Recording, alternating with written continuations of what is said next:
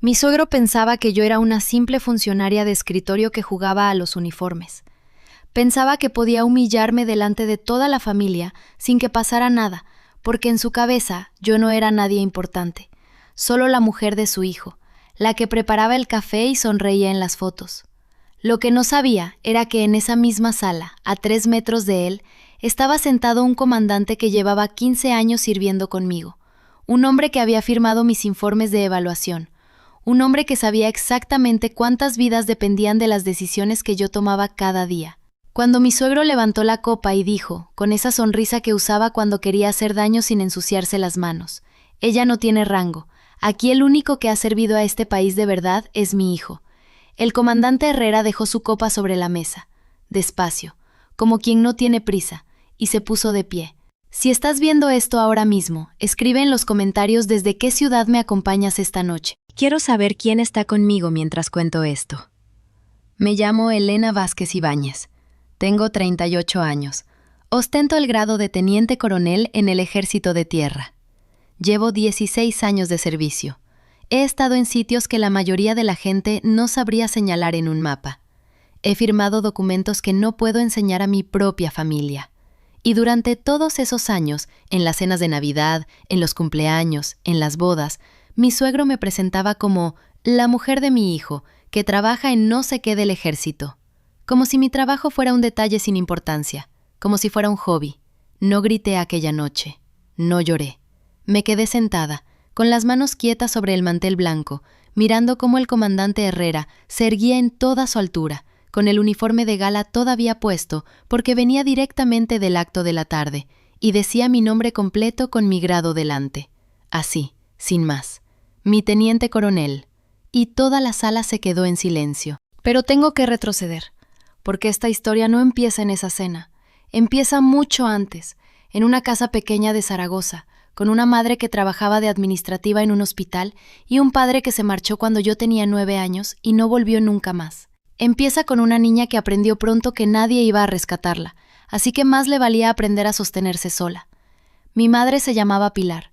Trabajaba turnos de 12 horas y llegaba a casa oliendo a desinfectante y a cansancio. Nunca se quejó delante de mí. Guardaba el dinero en sobres marcados con rotulador. Luz, agua, colegio, ahorro. El sobre de ahorro casi siempre estaba vacío, pero existía. Ese detalle me marcó más de lo que pensé entonces. El orden importaba, la disciplina importaba, aunque no hubiera casi nada que ordenar. No tuve una infancia de lujos, tuve una infancia de horarios, de listas, de esto se hace así porque así se hace bien. Sacaba buenas notas no porque fuera brillante, sino porque entendí pronto que el esfuerzo era la única moneda que yo controlaba completamente. Nadie más podía quitármela. Entré en la Academia General Militar con 20 años. No fue una decisión romántica, aunque a veces la gente quiere que lo cuente así, como si hubiera visto una película y decidido servir a la patria entre lágrimas. No, fue más simple y más duro. Necesitaba una carrera que me diera estructura, disciplina, un sueldo digno desde el primer día y un camino claro hacia arriba si trabajaba bien. El ejército me lo ofrecía, y yo estaba dispuesta a pagar el precio. El precio fue alto. Lo digo sin dramatismo, solo como un hecho.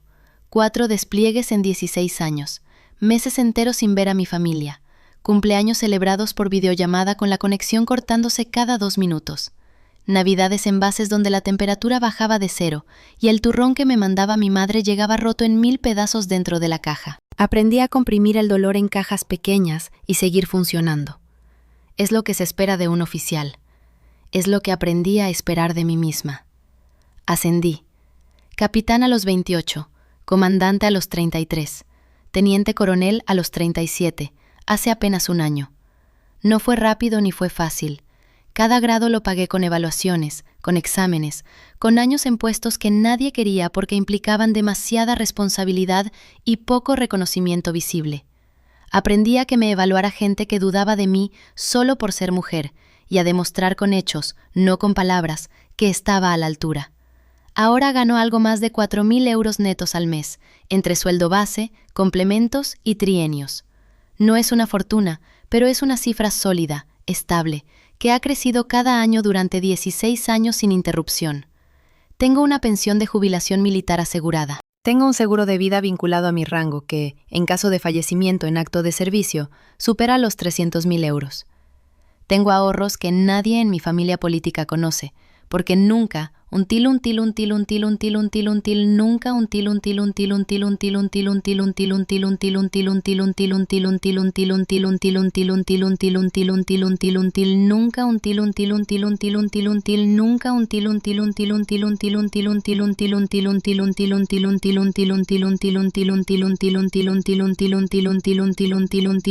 nadie preguntó.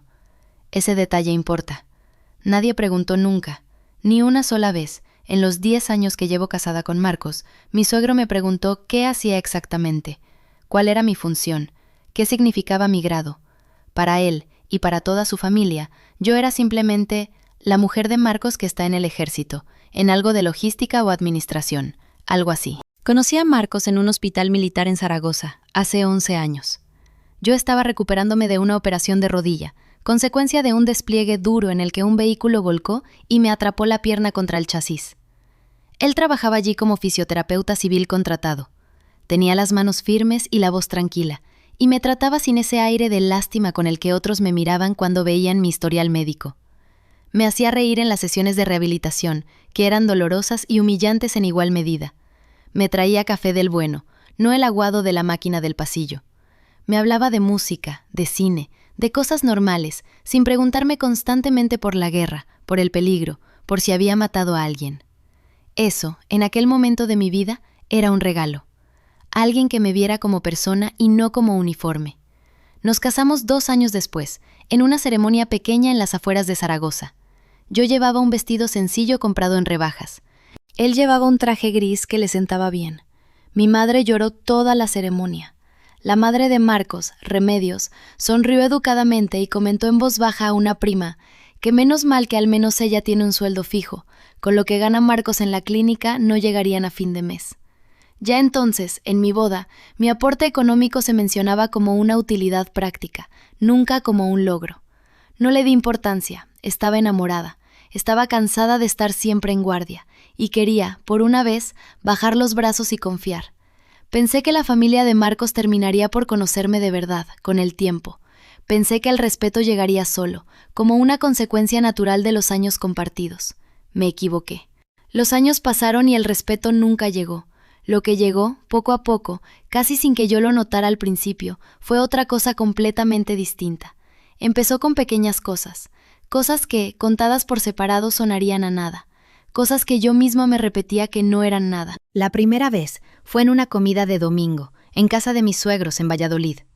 Don Ernesto, mi suegro, había servido el vino y hablaba de un vecino suyo, ingeniero de caminos, que acababa de conseguir un ascenso.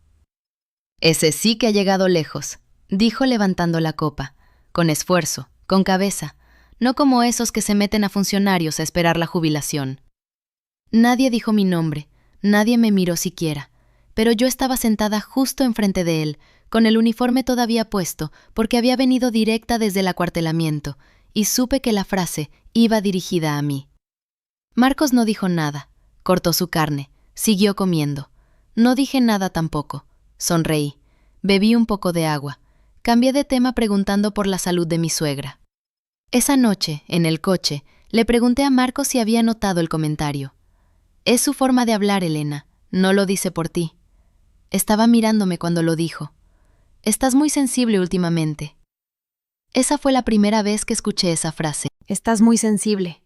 La escucharía muchas veces más en los años siguientes, cada vez que yo señalaba algo que dolía. Como si el problema fuera mi piel demasiado fina, y no las palabras que la atravesaban. No insistí, dejé pasar. Eso fue el primer ladrillo. La segunda vez fue en la boda de una prima de Marcos, en Segovia.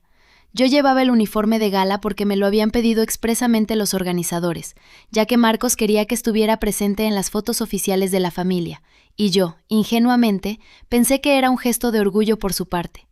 Me puse la guerrera, untí las medallas, untí la gorra bien colocada. Me veía bien, me sentía bien. Cuando llegamos al convite, mi cuñada Silvia, la hermana pequeña de Marcos, me miró de arriba a abajo y dijo, delante de 3 invitados que yo no conocía: «Qué disfraz tan elaborado, parece sacada de una película».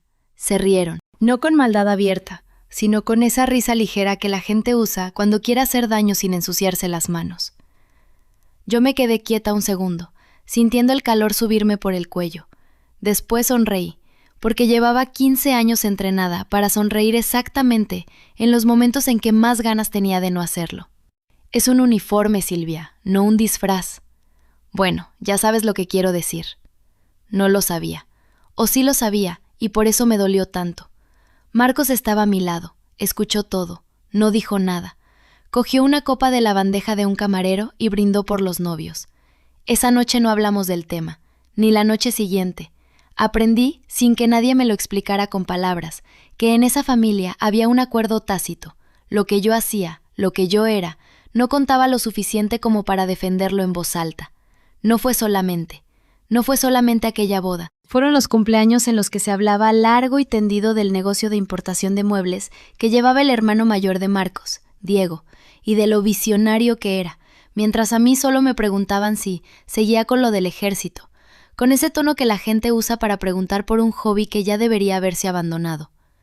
Fueron las navidades en las que mi suegra, doña Pilar, servía primero a todos los demás y a mí me pasaba el plato al final, sin mirar, como quien reparte algo que sobra.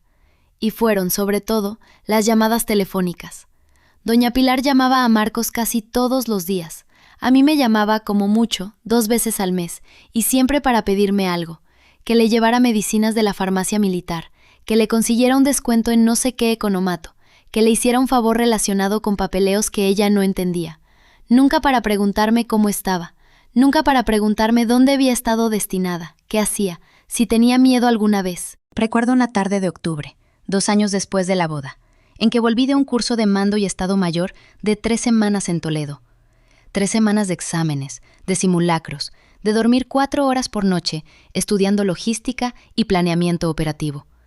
Llegué a casa agotada, con la maleta todavía sin deshacer, y Marcos me dijo, casi como quien no quiere la cosa, mientras miraba el móvil: mi madre pregunta si puedes llevarla al médico el jueves. Tiene cita de cardiología. Trabajo el jueves, Marcos. Ya, pero es que ella no confía en conducir sola hasta el hospital, y yo tengo la reunión con el proveedor de Portugal. ¿Y no puede ir Silvia? Silvia tiene a los niños, fui yo. Pedí permiso, cambié un turno de guardia con una compañera y llevé a doña Pilar al hospital. En la sala de espera, mientras hojeaba una revista, me dijo sin levantar la vista: es una suerte que tengas un trabajo tan flexible. No era flexible. Era un cambio de guardia que le debía un favor a una compañera desde hacía meses. Un favor que ahora tendría que devolver un fin de semana que había planeado para descansar. Pero no lo corregí. Asentí. Sí, una suerte. Esa fue mi vida durante años. Ceder terreno pequeño a pequeño terreno, pensando que cada sesión individual no importaba demasiado. Un comentario aquí, una broma allá, un favor que se daba por hecho, una ausencia de pregunta, repetida 100 veces, que terminaba siendo más elocuente que cualquier insulto directo. Nadie preguntaba qué hacía yo exactamente. Nadie preguntaba si había estado destinada fuera, ni dónde, ni durante cuánto tiempo, ni qué se siente al mandar a 30 personas en terreno hostil, ni qué se siente al escribir un informe de bajas. Preguntaban por el negocio de Diego, preguntaban por los ascensos de sus amigos ingenieros. A mí me preguntaban, como mucho, si todavía seguía en el ejército, con ese todavía que sonaba a ¿cuándo vas a madurar y buscarte algo serio? Sabía tanto y decía tan poco, porque hablar de mi trabajo real, de las operaciones, de los briefings clasificados, de las decisiones que tomaba sabiendo que de ellas dependían vidas, habría sonado, en aquella mesa, como una exageración ridícula. Así que hablaba de trámites, de papeleo, de reuniones. Dejaba que pensaran lo que quisieran pensar, porque explicar la verdad completa exigía una energía que ya no me quedaba para gastar en gente que no quería escuchar. Marcos tampoco preguntaba. Al principio pensé que era discreción, respeto por mi silencio profesional. Con los años entendí que era, simplemente, desinterés. Nunca me pidió que le contara un despliegue. Nunca me preguntó cómo me sentía después de una misión difícil. Cuando yo llegaba de Líbano, de Afganistán, de Malí, él me preguntaba si había traído souvenirs para su madre. No fue solamente él, fue el sistema completo, la familia entera funcionando como una maquinaria bien engrasada de pequeñas descalificaciones, y yo, dentro de esa maquinaria, aprendiendo a hacerme cada vez más pequeña para no rozar los engranajes. Hubo un momento, sin embargo, en que casi until. Fue en una cena de empresa de Diego, el hermano de Marcos, a la que nos invitaron porque necesitaban completar mesa. Diego había cerrado un contrato grande con una cadena de hoteles y quería celebrarlo con la familia. Durante la cena until, don Ernesto Until levantarse y proponer un brindis. Por mi hijo Diego, que ha demostrado que en esta familia sabemos abrirnos camino con esfuerzo y cabeza. Levantó la copa hacia Marcos también. Y por Marcos, que aguanta con paciencia su matrimonio con la milicia. Risas suaves, copas chocando. Yo until, la mía también until, porque no until otra cosa.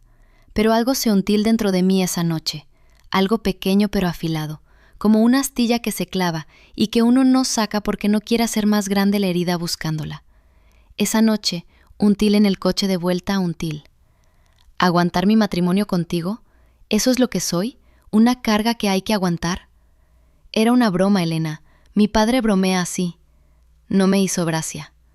No todo tiene que hacerte gracia. A veces hay que dejar pasar las cosas. Dejar pasar las cosas.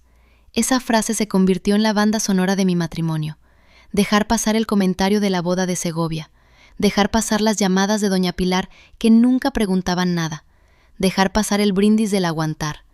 Dejar pasar, dejar pasar, dejar pasar, hasta que dejar pasar se convirtió en la forma más natural que tenía de respirar dentro de esa familia. Y sin embargo, seguí yendo. Seguí llevando a doña Pilar al médico. Seguí prestando dinero cuando Diego tuvo problemas de liquidez con el negocio. 15,000 euros en 2 entregas, que nunca me devolvió y que nadie mencionó jamás como una deuda pendiente, sino como un préstamo entre familia, como si eso significara que yo no tenía derecho a recordarlo. Seguí asistiendo a las comidas de domingo, aunque cada domingo volviera a casa con el estómago apretado y una sensación de haber sido, una vez más, invisible en mi propia vida. Guardaba silencio, porque en el ejército me habían enseñado que la paciencia gana batallas que la reacción impulsiva pierde. Guardaba silencio porque pensaba, todavía entonces, que el tiempo terminaría por hacerles ver quién era yo. Guardaba silencio porque amaba a Marcos, o amaba la idea de lo que Marcos había sido en aquel primer año, cuando todavía me preguntaba cosas y me escuchaba las respuestas. No sabía, en aquel entonces, que el silencio que yo interpretaba como estrategia, ellos lo interpretaban como debilidad. No sabía que cada vez que yo cedía, ellos anotaban, sin decirlo, que Elena cede, que Elena aguanta, que Elena no tiene ni la fuerza ni el rango, dentro de esta familia, para hacer que las cosas cambien. No sabía, tampoco, que se acercaba el momento en que esa costumbre de dar por hecho mi disponibilidad, mi silencio, mi dinero y mi tiempo, iba a dar un salto que ya no sería posible ignorar ni disculpar con un «es su forma de ser». Ese salto llegó un martes de marzo, con una llamada de doña Pilar que empezaba de forma completamente normal y terminaba pidiéndome algo que jamás debería haberse atrevido a pedir. Doña Pilar me llamó a las 11 de la mañana. Yo estaba entre reuniones, con 15 minutos libres para tomar un café que se había quedado frío en el vaso. «Elena, hija, qué bien que contestas». Ya esa frase me puso en alerta. Doña Pilar nunca abría con cariño, abría con necesidad. «Necesito pedirte un favor. Es sobre la boda de tu cuñada». Sonia, la hermana de Marcos, se casaba en junio. Yo ya sabía de la boda. Ya había comprado el regalo, ya había apartado el fin de semana. Lo que no sabía era lo que venía después. El salón que reservamos nos salió más caro de lo que pensábamos, y con el catering y las flores se nos fue de las manos. Pensamos que tú podrías ayudar con una parte. ¿Cuánto es una parte, doña Pilar? Silencio. Luego la cifra. 4,000 euros. No dije nada durante 3 segundos. Los conté. ¿4,000 euros? Sí, hija. Sabemos que tú tienes un buen sueldo, y es tu cuñada, es familia. Ahí estaba otra vez esa palabra, familia, usada como llave maestra para abrir cualquier puerta que quisieran abrir. Doña Pilar, yo no tengo 4,000 euros disponibles así, de un día para otro. ¿Cómo que no? Marcos dice que ganas bien. Marcos hablaba de mi sueldo con su madre. Eso también lo aprendí en esa llamada, como quien recibe una noticia dentro de otra noticia. Lo que gano no es asunto que Marcos deba compartir con usted. No te pongas así. Solo queremos que la boda de Sonia sea bonita. Ya sabes cómo es ella, tan sensible. Sonia la sensible. Sonia, que a los 26 años nunca había trabajado más de 8 meses seguidos en el mismo sitio. Sonia, que llamaba a su madre para que le resolviera hasta las multas de tráfico. Voy a pensarlo, dije, aunque ya sabía que mi respuesta sería no. No pienses mucho, que la boda es en junio y el salón necesita el anticipo la próxima semana. Colgué el teléfono y me quedé mirando la pantalla apagada. El café frío seguía ahí, como testigo mudo de una conversación que no debería haber existido. Esa noche se lo conté a Marcos. Tu madre me pidió 4.000 euros para la boda de Sonia. Marcos no levantó la vista del televisor. Sí, me comentó algo. ¿Vas a poder ayudar? No dijo, vamos a poder ayudar. Dijo, vas a poder. Como si fuera obvio que el dinero saldría de mi cuenta y no de la suya, ni de un esfuerzo conjunto. Marcos, 4.000 euros no es un favor pequeño, es dinero que tengo ahorrado para otras cosas. ¿Para qué otras cosas? La pregunta me dolió más de lo que esperaba, como si el dinero que yo ahorraba, con años de disciplina, con presupuestos hechos a mano, con renuncias silenciosas, no tuviera derecho a existir para nada que no fuera la familia de él. Para mí, Marcos, para mi futuro, para imprevistos. No seas exagerada, es mi hermana, es una vez en la vida. Ahí, un til.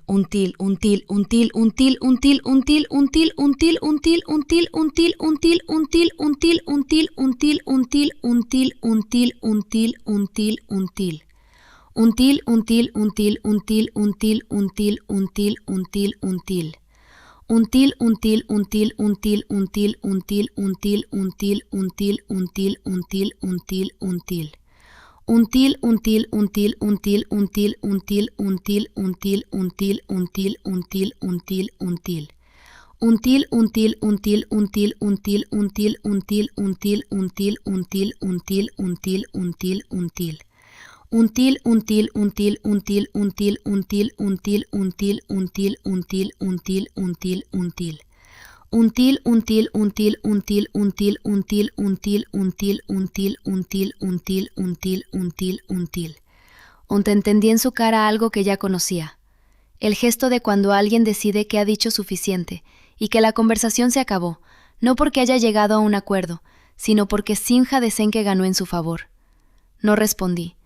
Terminé el batolá, comí las manos, y salió al balcón a fumar, aunque llevaba 2 años sin fumar. Yo me quedé sentada en el sofá, con el teléfono en la mano, pensando en los números. 4.000 euros. Eso era casi lo que había ahorrado en 8 meses de sacrificios pequeños. Café hecho en casa en vez de comprado, ropa que no compraba, una escapada de fin de semana que había cancelado. No respondí ese día. No respondí al día siguiente. Doña Pilar volvió a llamar el jueves. Elena, necesito saber si vas a ayudar. El anticipo hay que darlo el lunes.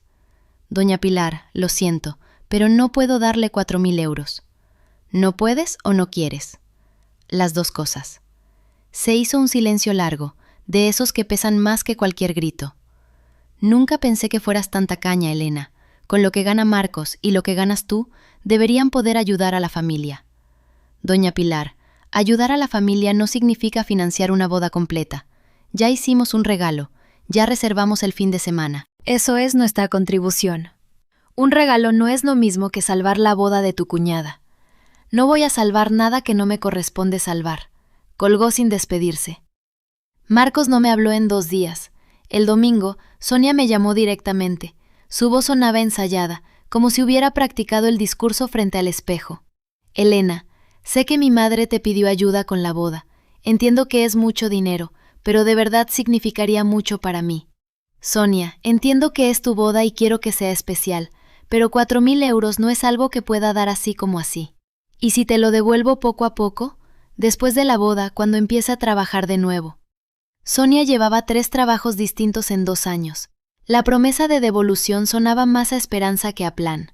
Sonia, aprecio que lo preguntes directamente, pero no, lo siento. Colgó también, no de forma abrupta,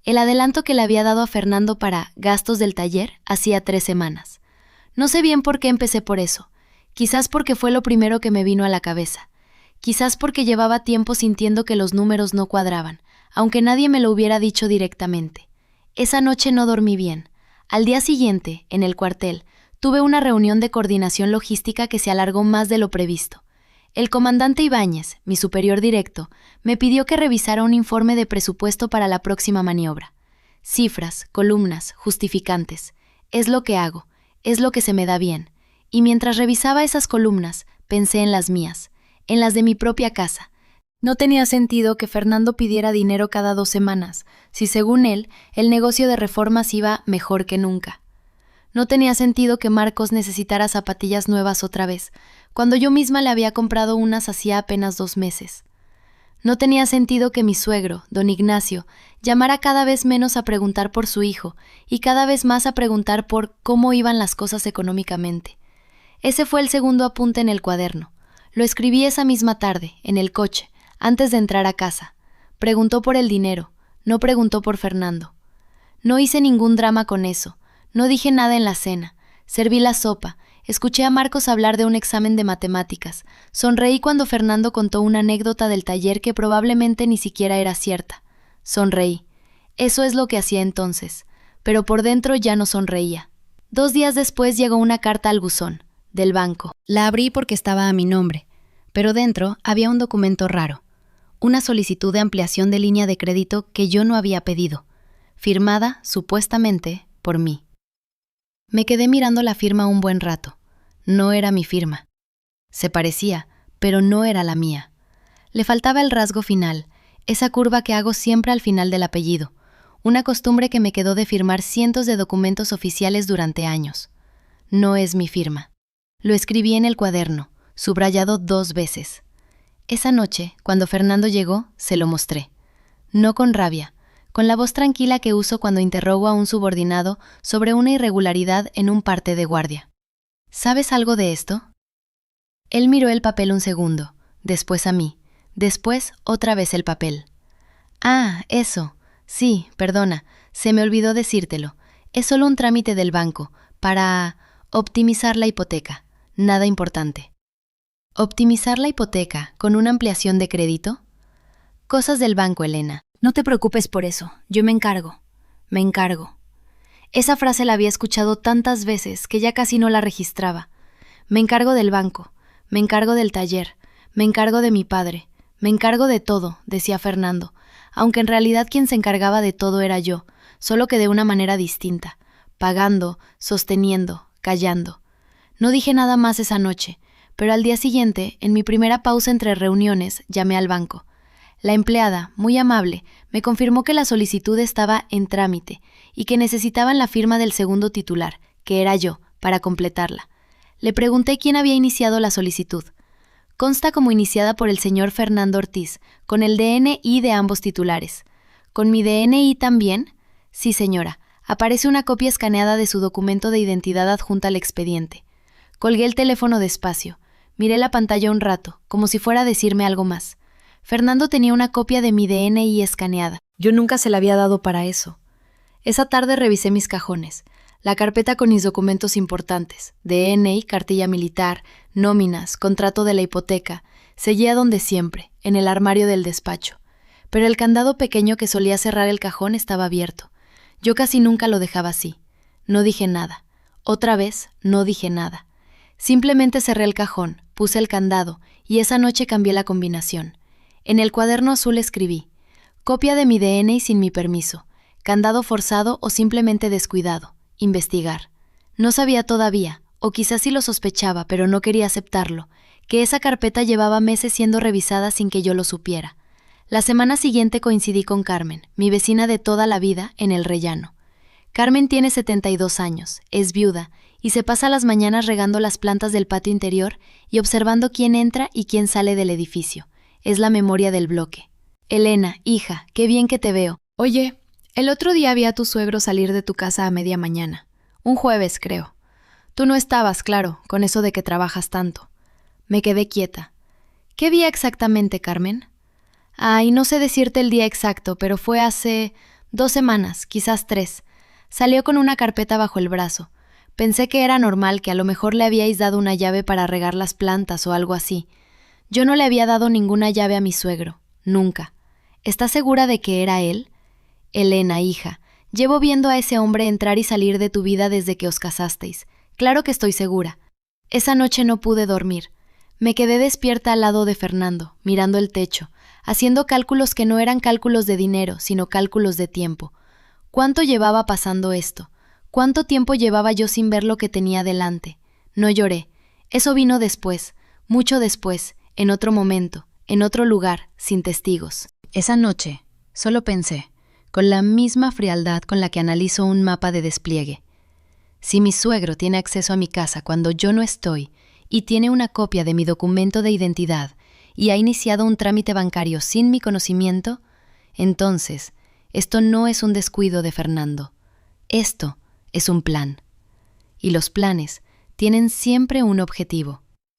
El objetivo, empecé a sospechar, era mi dinero. Mi pensión de militar de carrera acumulada, mi nómina, mis ahorros de años de destinos donde no había gastado casi nada porque vivía en cuarteles, en bases, en misiones donde el sueldo se acumulaba intacto mientras yo hacía lo que había jurado hacer. Al día siguiente, sábado, mi suegro llamó para invitarnos a comer. Dijo que quería hablar de negocios familiares, que tenía una idea que nos vendría bien a todos. Fui, sonreí, serví el vino cuando me lo pidieron, como siempre, y escuché. Don Ignacio habló de una inversión, un local comercial que estaba a punto de caramelo, una oportunidad que no se presenta 2 veces en la vida. Necesitaba, dijo, un aval sólido. Y ahí me miró a mí, con esa sonrisa que llevaba usando conmigo desde el primer día que me conoció, la sonrisa del hombre que cree que todas las mujeres son intercambiables si sirven a un propósito útil. Elena, con tu nómina, con tu estabilidad, esto sería coser y cantar, un papelito nada más. Family helps family, ¿no? Lo dijo así, en español, pero con ese tono que usan los que están tan seguros de tener razón que ni siquiera necesitan levantar la voz. Fernando no dijo nada. Miraba su plato. Su madre, doña Rosario, asentía en silencio, como siempre hacía cuando su marido hablaba de dinero. Lo pensaré, dije yo. No dije que sí, no dije que no. Dije lo que dicen los que están reuniendo información antes de tomar una decisión. Esa fue la última comida familiar en la que fingí no saber nada. Esa noche, ya en casa, abrí el cuaderno azul y escribí una lista completa. Todo lo que recordaba. Todos los préstamos a Fernando, todos los favores a don Ignacio, todas las veces que había pagado algo solo por esta vez. Sumé las cifras con la calculadora del móvil. El total me hizo apretar los dientes. 18.400 euros en 2 años y medio. 18.400 euros que habían salido de mi cuenta, de mi sueldo, de mi trabajo, para sostener un negocio que supuestamente iba mejor que nunca y una familia que me consideraba, en el mejor de los casos, un cajero automático con uniforme. No hice nada esa noche. Cerré el cuaderno, lo guardé en el fondo de mi bolsa de deporte, entre las botas y el uniforme de reserva, un sitio donde sabía que nadie iba a mirar. Pero al día siguiente, en el cuartel, pedí una cita con el asesor jurídico militar. No como algo oficial, todavía no, solo para preguntar. Solo para entender qué opciones tenía una persona en mi situación. El teniente Salazar, que llevaba 15 años en asuntos jurídicos y había visto de todo, me escuchó con atención mientras yo, con el lenguaje más neutro que pude usar, describía el caso de una compañera que sospechaba de un fraude financiero dentro de su propia familia. Elena, me dijo al final, sin que yo hubiera dicho mi nombre en ningún momento de la conversación, deja de hablar de tu compañera y hablemos de ti. Me quedé callada. Llevas 15 años sirviendo a este país. Sabes reconocer una operación cuando la ves. Esto es una operación. Alguien está preparando el terreno para quedarse con tu patrimonio, y lo está haciendo despacio, para que no te des cuenta hasta que sea tarde. Salí de esa reunión con una carpeta de información, un par de contactos y una certeza que no tenía antes de entrar. Esto no iba a resolverse con una conversación incómoda en una cena familiar. Iba a necesitar pruebas. Fechas, documentos, todo lo que ya había empezado, sin saberlo del todo, a guardar en un cuaderno azul de 2 euros. El cuaderno azul se convirtió en una rutina antes de darme cuenta. Cada noche, después de que Diego se dormía, yo bajaba a la cocina con una taza de tila que nunca me terminaba y escribía. Fechas, frases exactas, quién estaba presente cuando mi suegro decía algo, quién se reía, quién miraba para otro lado. No era paranoia, era trabajo de campo. Llevo 15 años entrenando a soldados para observar antes de actuar, para no confundir una corazonada con un hecho. Ahora, aplicaba lo mismo a mi propia familia, y me dolía cada línea que escribía, pero las escribía igual. El primer hecho que anoté fue la fecha de la comida en casa de mis suegros, cuando Fernando dijo aquello de «ella no tiene rango», delante de todos. Lo escribí con hora aproximada, con los nombres de quienes estaban en la mesa, mi suegra Pilar, mi cuñada Marta, su marido Álvaro y Diego, que se quedó callado. El segundo hecho fue la llamada de Marta preguntando cómo iba lo de la herencia de la tía Rosario, como si fuera un trámite cualquiera. Yo no sabía entonces que existiera esa herencia. Ese fue el primer indicio de que había dinero moviéndose en la familia sin que nadie me lo hubiera contado. Empecé a preguntar, con cuidado, sin que pareciera un interrogatorio. «Diego, ¿tu tía Rosario dejó algo cuando murió?» Estábamos cenando.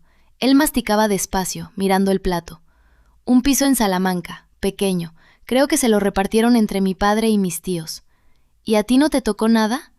No lo sé, la verdad. Nunca hablé de eso con mi padre. Eso era mentira, o era verdad a medias, y yo ya no sabía distinguir cuál de las dos cosas me dolía más. No dije nada más esa noche.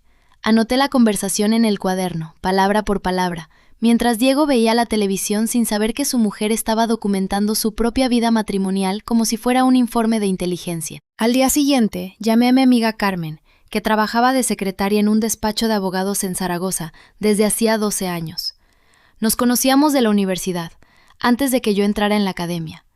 Ella no sabía nada de mi vida militar, solo que yo trabajaba para el ejército, algo de logística, que es lo que le había dicho la familia de Diego durante años, y que yo nunca había corregido. Carmen, necesito preguntarte algo. Si alguien quiere gestionar el patrimonio de otra persona sin que esa persona se entere, ¿qué documentos necesita? Depende. Hablamos de una herencia, de una empresa, ¿de qué? No estoy segura todavía, pero imagina que hay una herencia familiar y alguien está intentando controlar cómo se reparte o meter a otra persona en el reparto sin avisar a los verdaderos herederos. Carmen se quedó en silencio un momento. Eso suena a poder notarial, o a una escritura mal explicada que alguien firma sin leer del todo. Pasa más de lo que crees, Elena. Familias enteras se destrozan por un papel firmado en una notaría en 15 minutos, porque es solo un trámite, firma aquí. Esa frase se me quedó grabada. Es solo un trámite, firma aquí. Era casi la misma frase que usaba Fernando cuando quería que alguien hiciera algo sin pensarlo. No dije nada. No fue necesario. La segunda señal de alarma llegó un martes, cuando Pilar me llamó por teléfono a media mañana, cosa que casi nunca hacía. «Elena, cariño, ¿cómo estás?» Su voz tenía ese tono meloso que yo ya empezaba a reconocer como preludio de algo. «Bien, Pilar, ¿pasa algo?» No, nada grave. Es que estábamos hablando con Fernando de organizar el patrimonio familiar. Ya sabes, para cuando nosotros faltemos, para que no haya líos entre los hermanos. Y pensamos que sería bueno que vinierais a firmar unos papeles, una cosa de nada, para simplificar las cosas. ¿Qué tipo de papeles? Ay, no sé exactamente. Eso lo lleva Fernando con el notario de siempre, don Ricardo. Pero es importante que estéis los dos, tú y Diego, porque hay cosas que os afectan a vosotros también. Sentí que el estómago se me encogía, pero mantuve la voz tranquila. Es una técnica que aprendí en los interrogatorios. Nunca dejes que el interlocutor sepa que ha tocado algo importante. Claro, Pilar, decidnos cuándo y ahí estaremos. Colgué y me quedé mirando el teléfono un buen rato. No dejaba de pensar en la palabra trámite, la misma palabra, el mismo patrón. Escribí en el cuaderno. Llamada de Pilar, martes, 10:40 horas. Mencionan papeles con notario, don Ricardo. Dicen que afecta a nosotros también. No especifican de qué se trata. Esa noche, cuando se lo conté a Diego, él reaccionó con la misma ligereza de siempre. Bueno, mi padre lleva años queriendo organizar el tema de las herencias. Es normal, Elena.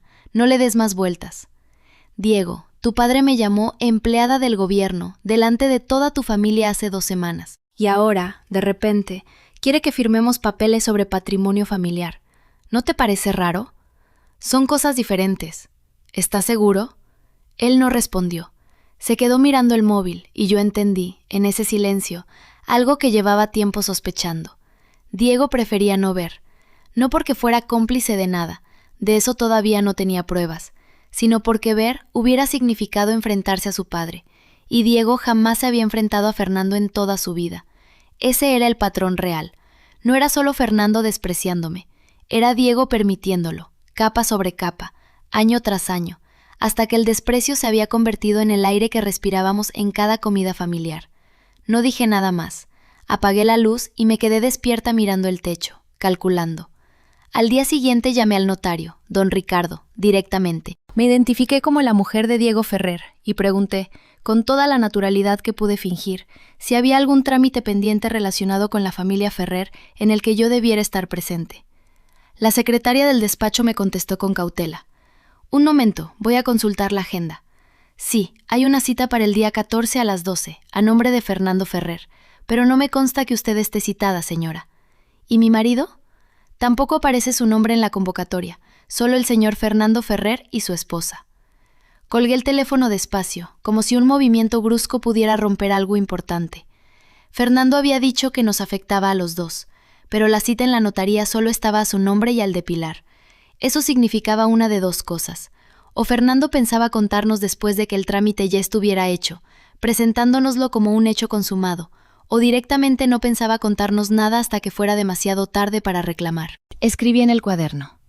Cita notarial, día 14, 12:00 horas. Solo Fernando y Pilar Ferrer. Diego y yo no estamos citados, pese a que Pilar dijo que nos afecta. Esa frase, escrita en tinta azul en mi letra militar, cuadrada y sin adornos, se convirtió en la primera prueba real de que algo se estaba moviendo a mis espaldas. Llamé a la abogada que me había recomendado la Asociación de Mujeres Militares, la que me había dicho aquella frase que no se me iba de la cabeza. Alguien está preparando el terreno para quedarse con tu patrimonio. Se llamaba Cristina Bravo, tenía la voz seca de alguien acostumbrado a no perder el tiempo, y aceptó verme esa misma semana. Necesito que investigue una cosa, le dije, sentada frente a su mesa, con el cuaderno azul abierto entre las dos. Hay una herencia familiar, un piso en Salamanca que perteneció a una tía de mi marido, y ahora hay movimientos notariales que no nos incluyen a nosotros, aunque nos dicen que nos afectan. Cristina tomó notas mientras yo hablaba, sin interrumpir. ¿Su marido es hijo único? No, tiene una hermana, Marta. ¿Y su suegro tiene otros hijos, de otro matrimonio, por ejemplo? No que yo sepa.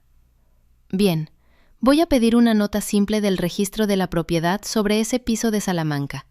Es información pública, cualquiera puede solicitarla. Así veremos quién figura como titular actual y si ha habido movimientos recientes. ¿Cuánto tarda eso? Unos días. Mientras tanto, no firme absolutamente nada, ni usted ni su marido, sin que yo lo haya revisado antes. Ni trámites, ni formalidades, ni papeles sin importancia. Todo eso son frases que usa la gente que sabe que si explicara realmente lo que estás firmando, dirías que no. Salí de aquella consulta con una sensación extraña, mezcla de alivio y de vértigo. Alivio porque por fin alguien con conocimiento legal estaba mirando lo mismo que yo veía. Vértigo porque cada paso que daba me alejaba más de la mujer que había sido hasta entonces. La que sonreía en las comidas familiares, la que se tragaba los comentarios de Fernando, la que pensaba que aguantar era una forma de mantener la paz. Esa noche escribí en el cuaderno, debajo de la última anotación, una frase que no era un hecho, sino un pensamiento mío, la primera vez que me permití escribir algo así. No voy a dejar que me quiten lo que es mío, ni lo que le corresponde a Diego, solo porque nadie se atreve a preguntar. La primera vez que usé ese cuaderno para algo más que apuntar horas fue un martes. Fernando llamó a las 9 de la noche. No preguntó cómo estaba Diego, no preguntó cómo estaba yo. Dijo, directo, sin rodeos: necesito que me eches una mano con un tema. Le pregunté qué tema. Es sobre la casa de mis padres. Mi padre quiere hacer una reforma en el tejado, y con lo que cobra de la pensión no le llega. Yo estoy sin trabajo fijo ahora mismo, ya lo sabes. Había pensado que tú podrías adelantar algo, y luego cuando yo cobre el finiquito del trabajo anterior te lo devuelvo. Anoté la fecha, Anoté la cifra que mencionó después, cuando insistí en que me diera un número: 3.400 euros. ¿Y por qué no habla tu padre conmigo directamente?, le pregunté. Porque le da vergüenza, ya sabes cómo es él con estas cosas. Me dio vergüenza a mí, en cambio, la facilidad con la que Fernando pedía dinero para un hombre que 2 semanas antes le había dicho a Miguel, delante de toda la mesa, que yo no tenía verdadera autoridad en ningún sitio. Vergüenza me dio pensar que probablemente creían que ese dinero, de alguna manera, les correspondía. Que una comandante del ejército de tierra tenía la obligación moral de financiar el tejado de un hombre que no le dirigía la palabra si no era para corregirla. No dije que no en ese momento, dije que lo pensaría. Colgué el teléfono y me quedé sentada en la cocina, con el cuaderno abierto, mirando la cifra que acababa de escribir. Diego dormía. La casa estaba en silencio. Ese silencio pesado de las 9:30 de la noche, cuando ya no queda nada por hacer salvo pensar. Pensé en mi padre, que llevaba 2 años sin trabajar por la espalda, cobrando una incapacidad que apenas cubría los gastos básicos. Pensé en que jamás, ni una sola vez, me había pedido dinero, ni siquiera cuando el coche se le rompió el invierno pasado y tuvo que pedir un préstamo pequeño al banco para arreglarlo. Me lo contó después, cuando ya estaba solucionado, casi como disculpándose por no haberme avisado. Esa diferencia me dolió más que la petición de Fernando. No era solo que me pidieran dinero, era que unos lo pedían con la cabeza baja y disculpándose, y otros lo pedían como quien reclama un derecho. No lo hablé con Fernando esa noche. Al día siguiente, en el descanso del mediodía, llamé a mi padre. Papá, ¿tú necesitas algo? Dinero, quiero decir. Sé sincero. Se quedó callado un segundo, luego dijo: ¿por qué me preguntas eso? Porque nunca me lo dices, y yo tampoco te lo pregunto lo suficiente. Estamos bien, hija. Tu madre y yo nos apañamos. No te preocupes por nosotros. Esa conversación duró menos de 2 minutos, pero la anoté también en el cuaderno. No como prueba de nada, sino porque necesitaba recordar que existía otra forma de tratar el dinero en una familia. Una forma sin exigencia, sin manipulación, sin la sensación de que te están cobrando una deuda que nunca contrajiste. Esa noche llamé a Fernando y le dije que no. ¿Cómo que no? Su voz sonó más sorprendida que molesta, al principio. No voy a adelantar ese dinero, Fernando. Si tu padre necesita ayuda, que hable conmigo directamente, o que buscáis otra solución entre la familia. Pero yo no voy a financiar una reforma sin ni siquiera una conversación clara sobre cómo y cuándo se me devolvería. Es mi padre. Es tu suegro. Es tu padre. Y hace 2 semanas, ese mismo suegro le dijo a nuestro hijo que yo no tenía autoridad de verdad en ningún sitio. Fernando se quedó callado.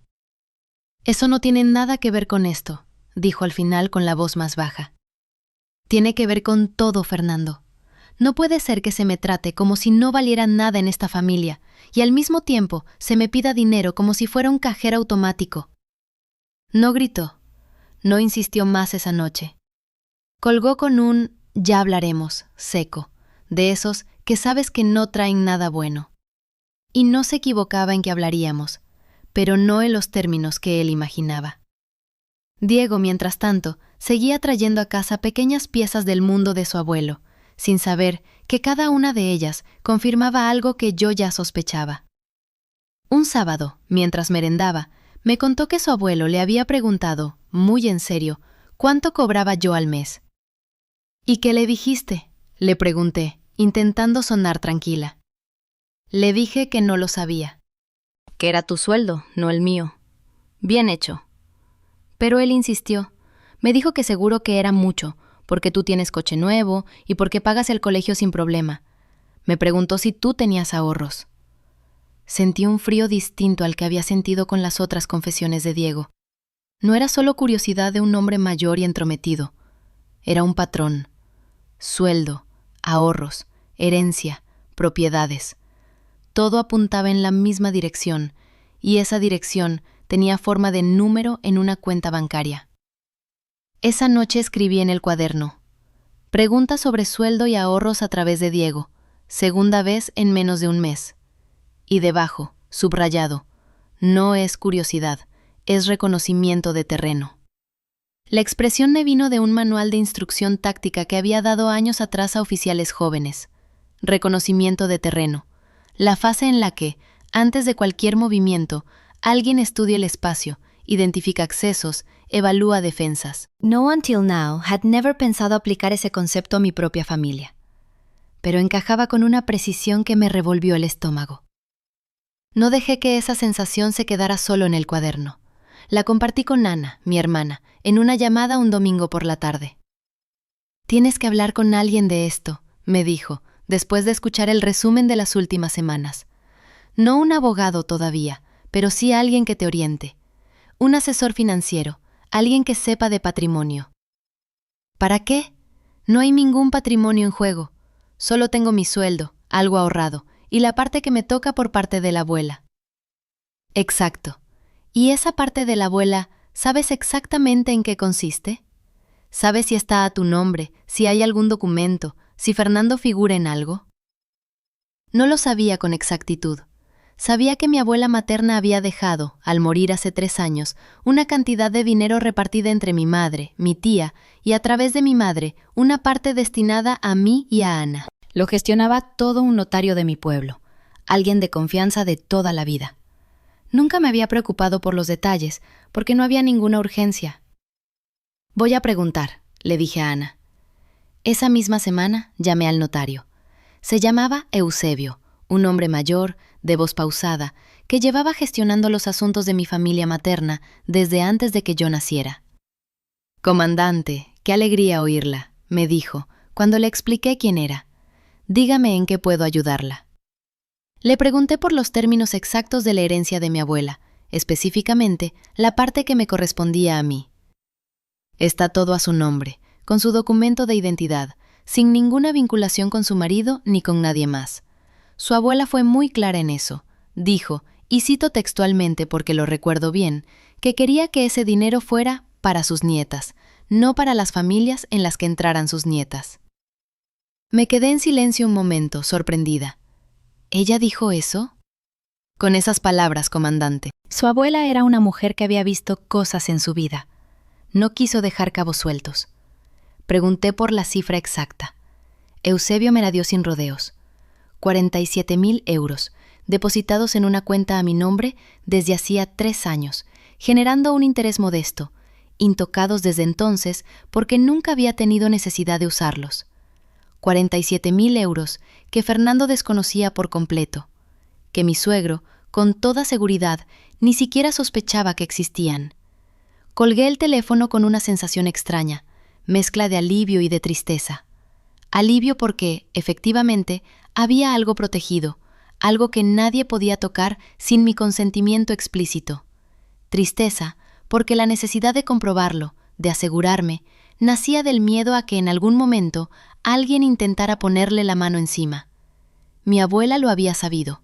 Había visto, en algún momento de su vida, algo que le hizo escribir esa frase tan concreta en sus disposiciones. Y aunque nunca hablamos de ello directamente, sentí que me había dejado algo más que dinero. Me había dejado una advertencia. Guardé ese dato en el cuaderno, en una página aparte, separada de las anotaciones sobre Fernando y su padre. La titulé simplemente «Lo que es mío». No se lo conté a Fernando, no en ese momento. Había aprendido, en las últimas semanas, que la información compartida en esa casa no se usaba para construir confianza, sino para calcular movimientos. La cena familiar de ese mes llegó con una novedad. Miguel anunció que iba a presentar a su nueva novia, una mujer que trabajaba en un despacho de abogados, más joven que él, con un aire de seguridad que se notaba incluso en cómo entró en el salón de mis suegros. Se llamaba Patricia. Fue educada, algo distante, y en un momento de la cena preguntó, con toda naturalidad, en qué trabajaba yo. «Soy comandante del Ejército de Tierra», dije. Ella levantó las cejas, genuinamente interesada. «Vaya, eso es impresionante. ¿En qué área trabaja exactamente?» Antes de que pudiera responder, mi suegro intervino, con ese tono suyo de quien corrige un error ajeno. «Lleva papeles, básicamente, logística, cosas de oficina». Patricia lo miró, luego me miró a mí, y algo en su expresión cambió, como si hubiera detectado una discordancia que no supo cómo abordar en ese momento. «¿Logística?», repitió, con un tono más cauteloso. «Coordino operaciones y gestión de personal en mi unidad», dije, sin alterar la voz. Actualmente trabajo en planificación estratégica. Eso suena a mucho más que papeles, dijo Patricia, mirando a mi suegro con una expresión que no llegué a descifrar del todo, pero que no era de aprobación. Mi suegro se rió, incómodo, y cambió de tema hacia el vino que estaban sirviendo. Nadie más insistió. Pero yo noté algo que no había notado antes. Por primera vez, alguien de fuera del círculo cerrado de la familia había cuestionado, aunque fuera con una simple mirada, la versión que mi suegro repetía sin que nadie la contradijera. No fue gran cosa, una mirada, una pregunta breve, pero fue suficiente para que, esa noche, al volver a casa, sintiera que las grietas en la narrativa de mi suegro empezaban, muy despacio, a mostrarse ante otros ojos, no solo ante los míos. Diego, en el coche de vuelta, preguntó: «Mamá, ¿por qué el abuelo siempre dice que tú solo llevas papeles?» Lo pensé un momento antes de responder. Porque cree que eso es lo que hago, o porque le conviene creerlo. Pero no es verdad. No, no lo es. ¿Por qué no se lo dices tú misma, bien claro, para que no lo diga más? Miré por el retrovisor. Diego tenía 9 años y ya hacía la pregunta que yo llevaba meses evitando hacerme en voz alta. Algún día lo hará él mismo, Diego. Algún día tendrá que verlo con sus propios ojos. No sabía, en ese momento, cuán pronto llegaría ese día. Pero algo en mí, algo entrenado durante años para anticipar movimientos antes de que sucedieran, empezaba a sentir que la distancia entre la versión que mi suegro contaba y la realidad que yo vivía cada día no podría sostenerse mucho más tiempo sin romperse. La respuesta llegó antes de lo que esperaba, y no vino de un enemigo, vino de la persona que menos lo hubiera imaginado. Fue mi cuñada, Beatriz, la hermana de Héctor, quien me llamó un martes por la tarde mientras yo revisaba informes en la base. Nunca me llamaba. En 5 años de matrimonio con su hermano, Beatriz y yo habíamos intercambiado quizás 20 frases directas, casi todas en comidas familiares donde ella evitaba mirarme a los ojos. «Elena, necesito decirte algo», dijo, y su voz sonaba distinta, apretada. «Es sobre papá». Le pregunté qué pasaba. Ella respiró hondo antes de hablar, como si llevara días ensayando la frase. «Le está diciendo a todo el mundo en el pueblo que trabajas en una oficina, que haces papeleo. Se lo dijo al cura, Elena, se lo dijo al médico de mamá, le dijo a mi suegra que tú eras la mujer de Héctor, la que lleva expedientes». No sentí sorpresa, sentí algo más frío, más antiguo, como si finalmente alguien hubiera puesto nombre a un dolor que yo cargaba sin decir su nombre. «¿Y tú qué le dijiste?», pregunté. Hubo un silencio largo. «Nada, no dije nada, por eso te llamo. Porque me di cuenta de que llevo años sin decir nada, y no sé por qué». No supe qué responder. Le agradecí la llamada y colgué, y me quedé mirando la pantalla del teléfono un buen rato, sintiendo que algo se movía debajo de la superficie de mi vida, algo que llevaba tiempo agrietándose sin que yo lo notara del todo. Esa noche no le conté nada a Héctor. Guardé la conversación como quien guarda un documento clasificado, esperando el momento adecuado para usarlo, aunque en ese instante no sabía todavía para qué serviría.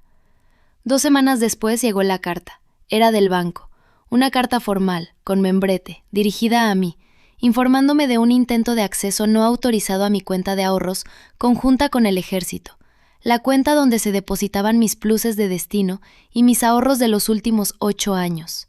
El banco había detectado un intento de solicitud de retirada parcial mediante un poder notarial que no figuraba en sus registros como válido. Leí la carta 3 veces de pie en la cocina, con el abrigo todavía puesto, antes de sentarme. Llamé al número que aparecía al pie de la hoja. Una mujer con voz cansada me confirmó los detalles. Alguien había presentado, en una sucursal de otra ciudad, un documento que pretendía ser un poder notarial firmado por mí, autorizando la retirada de 14.000 euros de mi cuenta. El empleado de la sucursal había dudado de la firma. La había comparado con la de mi documento de identidad archivado y había notado diferencias suficientes como para bloquear la operación y notificar al departamento de fraude. ¿Sabe quién presentó el documento?, pregunté, con una calma que no sentía por dentro. «Un hombre», dijo ella. Se identificó como familiar autorizado. Dijo ser su suegro. No grité, no lloré. Colgué el teléfono con cuidado, como si pudiera romperlo si apretaba demasiado, y me quedé sentada en la cocina mirando la pared durante lo que después calculé que fueron casi 20 minutos. No fue rabia lo primero que sentí. Fue una especie de claridad fría, la misma que había sentido años atrás en un puesto de mando cuando la información contradecía todo lo que se había planeado y había que decidir en segundos qué hacer con esa información. Pensé en Diego dormido arriba.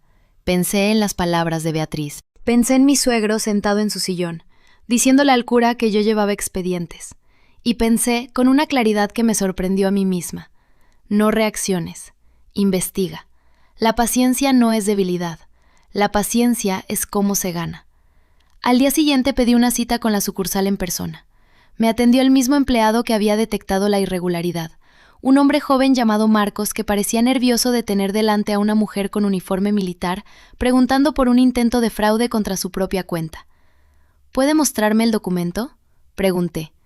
Marcos dudó, dijo algo sobre protocolos de privacidad, y yo simplemente esperé, con las manos cruzadas sobre la mesa, sin insistir, sin presionar. Sabía, por experiencia, que la gente nerviosa cede antes ante el silencio que ante la exigencia. Finalmente sacó una copia. Era un poder notarial mal falsificado, con mi nombre escrito con una letra que no era la mía, y una firma que se parecía a la mía solo si uno no la miraba con atención. En la parte inferior, como testigo, aparecía el nombre de mi suegro, Ricardo Fuentes Salas. ¿Desea presentar una denuncia?, preguntó Marcos. Todavía no, dije. Necesito verificar algo primero. Salí de la sucursal con una copia del documento guardada en mi bolso, junto a mis papeles militares, y conduje directo a la base. No fui a mi despacho, fui al departamento jurídico, donde una abogada civil que trabajaba para el ejército, especializada en asuntos de personal, me recibió sin cita previa porque llevábamos años coincidiendo en reuniones administrativas y me tenía cierto aprecio. Se llamaba Carmen Rovira, tenía el pelo gris recogido siempre en un moño perfecto, y una manera de hablar que no dejaba lugar a dudas sobre lo que pensaba. Le expliqué todo. La carta del banco, el documento falsificado, el nombre de mi suegro como testigo. Carmen escuchó sin interrumpirme, tomando notas en un cuaderno pequeño, y cuando terminé, levantó la vista y me miró directamente. Elena, esto es falsificación documental y intento de fraude bancario. Es un delito, independientemente de quién lo haya cometido. ¿Quieres que te asesore como si fueras cualquier militar que viene a mi despacho? ¿O quieres que hablemos como colegas que llevan años conociéndose? Como lo primero, dije, necesito hacer esto bien. Carmen asintió, como si esperara esa respuesta. Entonces primero, guarda el documento original, no la copia, si puedes conseguirlo. Segundo, pide al banco un informe oficial por escrito de todo el intento de operación, con fecha, hora y descripción del documento presentado. Tercero, no le digas nada a tu suegro, nada, que siga pensando que no lo sabes. ¿Por qué? Porque en el momento en que sepa que lo sabes, empezará a cubrir sus huellas. Ahora mismo cree que se salió con la suya en parte, porque el banco bloqueó la operación, pero probablemente piensa que fue simple burocracia, no sospecha. Deja que siga pensando eso. Salí de aquel despacho con una sensación extraña, una mezcla de furia contenida y algo parecido al alivio de tener, por fin, un plan. Esa noche, cuando Héctor llegó del trabajo, lo observé con atención mientras cenábamos.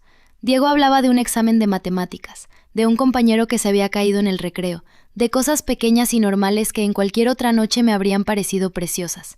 Pero yo estaba mirando a Héctor, buscando en su cara alguna señal de que supiera algo, de que hubiera participado o al menos estuviera al tanto. No vi nada, solo cansancio de un día de trabajo y la misma distancia amable de siempre. ¿Estás bien?, me preguntó en algún momento notando mi silencio. Cansada, dije. Ha sido un día largo. No mentía del todo. Había sido un día muy largo, aunque no por las razones que él imaginaba. Los días siguientes los pasé recopilando. Pedí el informe oficial al banco, que llegó 5 días después, detallado y firmado por el director de la sucursal. Guardé copias de la carta original, de la copia del poder notarial falsificado que Marcos me había entregado, de mis propios extractos bancarios de los últimos meses, y empecé a hacer algo que no había hecho antes. Empecé a preguntar, con discreción, a otras personas de la familia. Llamé a mi cuñada Beatriz de nuevo, esta vez yo, no ella. Beatriz, necesito preguntarte algo, y necesito que seas sincera conmigo. Dime, ¿sabes si tu padre ha hablado alguna vez de mi dinero, de mis ahorros, de mi cuenta, de algo así? El silencio al otro lado de la línea duró demasiado tiempo para ser inocente.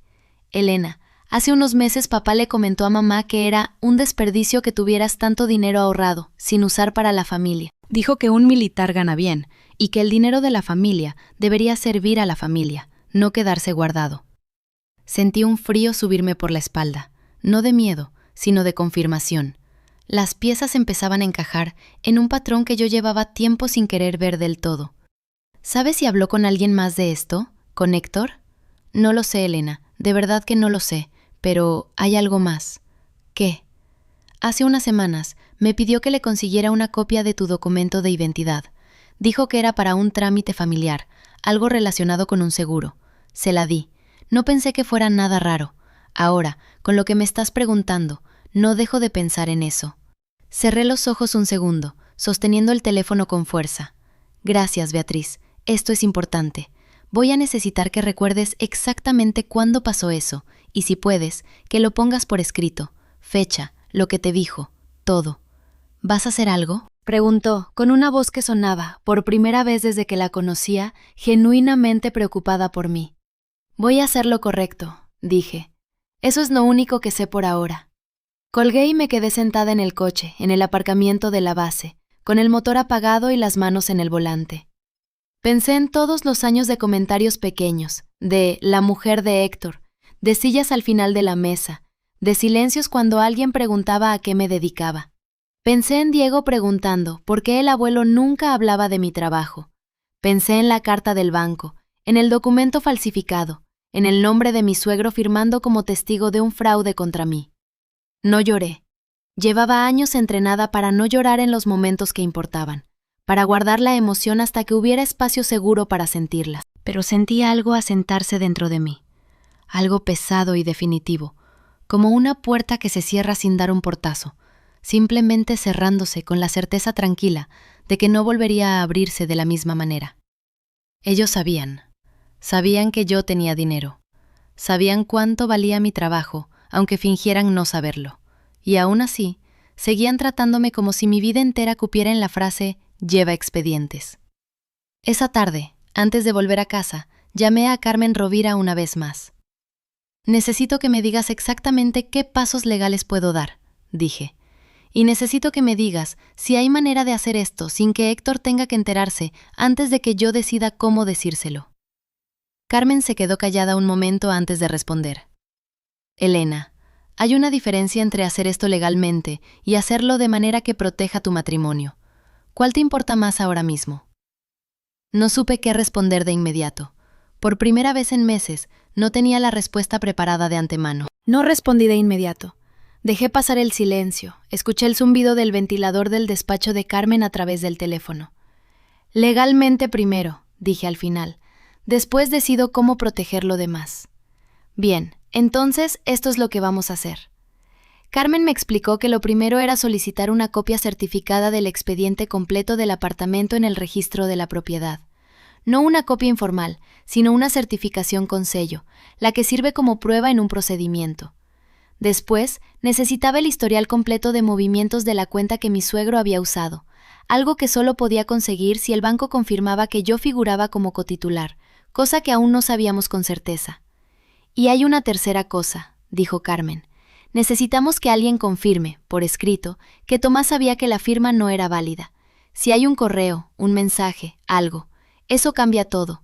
Eso ya no es un malentendido familiar, eso es un fraude documentado». «Beatriz lo sabía», dije. «Estoy segura de que Beatriz lo sabía». «¿Puedes conseguir que lo confirme?». No respondí. Pensé en Beatriz, en su forma de mirar hacia otro lado cada vez que su padre hablaba del apartamento, como si fuera un tema resuelto. Pensé en la comida de los domingos, en cómo ella servía el café sin levantar la vista cuando Tomás decía, «Esto ya está arreglado, solo falta el papeleo». «Puedo intentarlo», dije. Colgué el teléfono y me quedé sentada en la cocina durante un rato largo. Héctor llegaría en 2 horas. Tenía que decidir qué hacer con ese tiempo. No lloré, no grité. Abrí el ordenador y empecé a escribir una lista. Documento 1. Certificación registral. Documento 2. Movimientos bancarios. Documento 3. Confirmación de Beatriz. Escribí los 3 puntos en un papel, no en el ordenador. Algo en mí no confiaba ya ni siquiera en mi propio portátil dentro de esa casa. Guardé el papel dentro de mi cartera, en el bolsillo donde llevaba mi identificación militar. Esa noche, cuando llegó Héctor, no le dije nada sobre la llamada con Carmen. Cené con él, hablamos de temas normales, del trabajo, de su madre, de una prima que se casaba en primavera. Fingí que todo seguía igual. Por dentro calculaba tiempos, calculaba pasos, calculaba a quién necesitaba hablar primero. No fue fácil. Nunca es fácil sonreír mientras se planea algo que puede romper a la familia con la que lleva cenando cada domingo durante 6 años. Al día siguiente fui a ver a Beatriz sin avisar. La encontré en su casa, sola, con el bebé dormido en la habitación. Me hizo pasar sin preguntas, como siempre hacía. Nos sentamos en la cocina, la misma cocina donde meses atrás ella me había preguntado sobre mi sueldo con una curiosidad que entonces me pareció inocente. «Necesito preguntarte algo», dije, «y necesito que me digas la verdad, aunque sea incómoda». Beatriz cruzó los brazos, un gesto que ya conocía bien. Lo hacía cuando algo la ponía nerviosa. ¿Sabías que la firma en el documento del apartamento no era mía? ¿Que era de otra Elena Vidal? El silencio duró más de lo que hubiera querido. Fue suficiente respuesta. No lo supe al principio, dijo al fin, en voz baja. Lo supe después, cuando mi padre me enseñó los papeles ya firmados, hace como un mes. Le pregunté si tú lo sabías y me dijo que era solo un formalismo, que tú ya lo habías aceptado de palabra. Nunca lo acepté de palabra, Beatriz. Nunca lo acepté de ninguna manera. Ella bajó la vista. Lo sé, dijo. Lo sospeché cuando vi la letra. No era tu letra, pero no dije nada porque mi padre ya lo tenía todo avanzado y no quería empezar una pelea. Ahí estaba, la misma frase que llevaba escuchando toda mi vida en boca de tanta gente distinta. No quería empezar una pelea.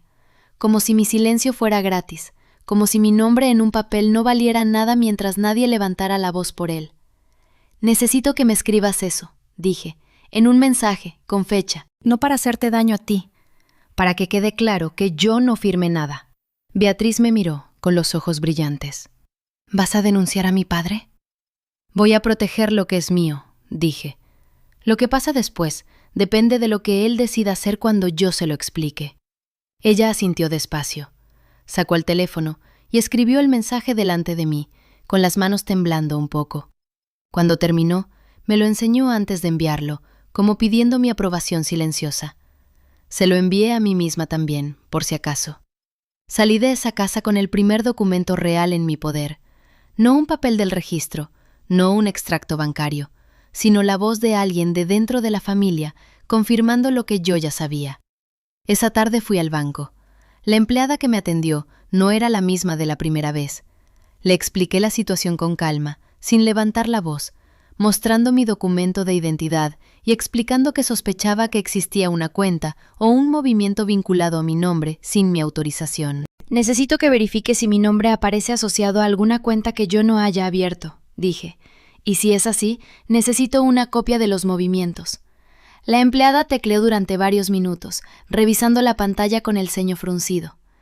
Efectivamente, señora Vidal, aparece usted como cotitular en una cuenta abierta hace 8 meses. Sin embargo, no puedo darle el historial de movimientos ahora mismo sin verificación adicional. ¿Verificación de qué tipo? Necesito confirmar su identidad con más documentación. Es un procedimiento del Departamento de Fraude, dado que hay una alerta activa desde hace unas semanas. Sentí algo frío subir por mi espalda. No había pedido ninguna alerta, no había hecho ninguna denuncia formal todavía. ¿Quién puso esa alerta? No puedo revelar esa información directamente, pero le puedo decir que fue activada por otro titular de la cuenta al reportar un posible uso irregular. Tomás. Tenía que ser Tomás. Había puesto una alerta sobre su propia cuenta, probablemente para cubrirse las espaldas antes de que yo llegara a preguntar. Quiero hablar con el Departamento de Fraude directamente, dije. Hoy, si es posible. La empleada hizo una llamada interna. Media hora después, estaba sentada frente a un hombre de mediana edad, gafas gruesas, que revisaba mi documentación con una calma profesional que me tranquilizó un poco. Señora Vidal, según el sistema, usted apareció como cotitular con una autorización firmada. Vamos a necesitar comparar esa firma con una firma actual suya para determinar si coincide. Firmé en el papel que me entregó. Firmé despacio, con mi letra real, la que había usado toda mi vida. El hombre comparó ambos documentos en silencio. Levantó la vista. Las firmas no coinciden, señora Vidal. Esto activa un procedimiento interno de investigación por posible falsificación. No sentí alivio. Sentí algo más parecido a la certeza fría de estar entrando en un terreno del que ya no había marcha atrás. ¿Qué implica esa investigación?, pregunté. Implica que el banco bloqueará la cuenta hasta resolver el caso y que probablemente deberá presentar una denuncia formal si desea recuperar cualquier fondo o revertir movimientos hechos sin su autorización. ¿Cuánto dinero hay comprometido? El hombre revisó la pantalla. Según los últimos movimientos, se han retirado 14.000 euros de esa cuenta en los últimos 6 meses. 14.000 euros. No era una cifra que arruinara a nadie, pero era una cifra que probaba algo mucho más grande que el dinero. Que alguien había estado usando mi nombre, sin mi conocimiento, durante medio año, con total normalidad, como si mi identidad fuera un instrumento disponible para cualquiera que lo necesitara. Salí del banco con una copia provisional del informe de fraude en mi bolso, junto al mensaje de Beatriz y la lista escrita a mano.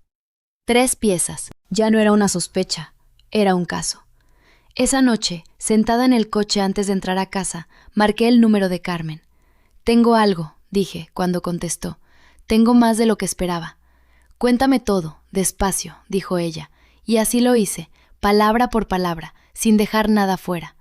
Cuando terminé, Carmen se quedó en silencio unos segundos antes de hablar. «Elena, esto ya no es solo un problema de propiedad.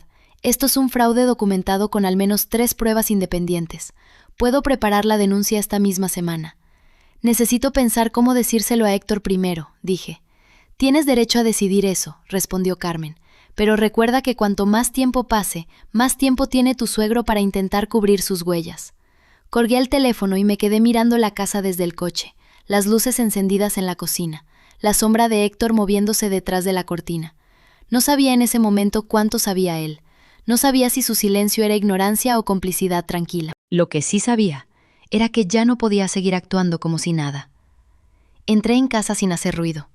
Héctor estaba en la cocina, calentando algo en el microondas, todavía con la corbata puesta. «¿Dónde estabas?», preguntó sin mirarme, como si la pregunta fuera un trámite. «Dando una vuelta», dije. Necesitaba pensar. Se giró entonces. Me miró de verdad, algo que llevaba meses sin hacer. ¿Pensar en qué? Podía habérselo dicho ahí mismo. Podía haber puesto el teléfono en la mesa y haberle enseñado la foto del correo con la firma falsa. Pero Carmen tenía razón. Cuanto antes hablara, antes empezarían a moverse las piezas del otro lado, y yo todavía no tenía todas las piezas mías colocadas. En mi padre, dije, que no era del todo mentira. Hace tiempo que no lo llamo. Héctor asintió, satisfecho con esa respuesta porque no le pedía nada. Volvió al microondas. Yo me quedé de pie en el pasillo, mirando su espalda, preguntándome cuánto sabía y cuánto prefería no saber. Esa noche no dormí. A las 3 de la mañana ya tenía la carpeta de Carmen abierta sobre la mesa de la cocina, con una taza de café frío al lado. Repasé cada documento por 4ª vez. El correo con mi firma falsificada. Los movimientos de la cuenta conjunta que había abierto mi suegro sin decírmelo, usando una copia antigua de mi DNI que yo misma le había dado hacía años para un trámite del banco. Las capturas de los mensajes entre Ramón y su cuñado, el notario, hablando de arreglarlo antes de que ella se entere. No tenía rango, decía. Eso fue lo que dijo delante de todos, y sin embargo, ahí estaba yo, sola en mi cocina a las 3 de la mañana, construyendo el expediente que lo iba a hundir, con la misma disciplina con la que había planeado maniobras en terreno hostil. No grité, no lloré, investigué. A la mañana siguiente llamé a mi padre. No lo hacía desde hacía semanas, desde antes de que empezara todo esto, y me di cuenta con vergüenza de que necesitaba su voz más de lo que quería admitir. «Papá», dije, «necesito preguntarte algo de mamá». Mi padre se quedó callado un momento, luego dijo, «¿Es sobre el dinero de la herencia de tu abuela?». La pregunta me heló.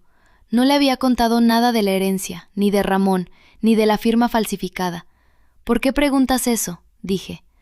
«Porque Ramón me llamó hace 2 semanas», respondió mi padre con la voz tensa. Me preguntó si sabía cuánto ibas a heredar. Le dije que no era asunto suyo. Pensé que era una tontería de suegro entrometido. No le di importancia. Ahí estaba, otra pieza, Ramón no solo había ido detrás de la cuenta del ejército y del piso de mi abuela, también había estado tanteando terreno con mi padre, buscando cifras, buscando ángulos. «Papá, escúchame bien», dije. «Necesito que me digas exactamente qué te preguntó y cuándo». Se lo conté todo, la reunión familiar, lo del rango, la cuenta abierta a mi nombre sin mi consentimiento, la firma falsa en el correo del notario. Mi padre escuchó en silencio, algo que no era propio de él, porque siempre tenía una opinión lista antes de que yo terminara de hablar. Cuando terminé, dijo solo: «Voy a llamar a mi abogado, el que llevó lo de tu abuela. Él sabrá qué hacer si hace falta declarar algo sobre la herencia antes de que Ramón intente tocarla». No sé por qué, pero esa frase de mi padre, tan práctica, tan sin drama, me hizo más bien que cualquier abrazo. Por primera vez en semanas, sentí que no estaba completamente sola con esto. Esa tarde tuve que ir al cuartel para una reunión de rutina, revisión de personal, nada especial.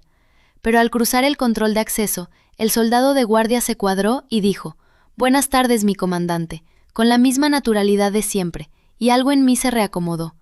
Ahí dentro yo era exactamente lo que era.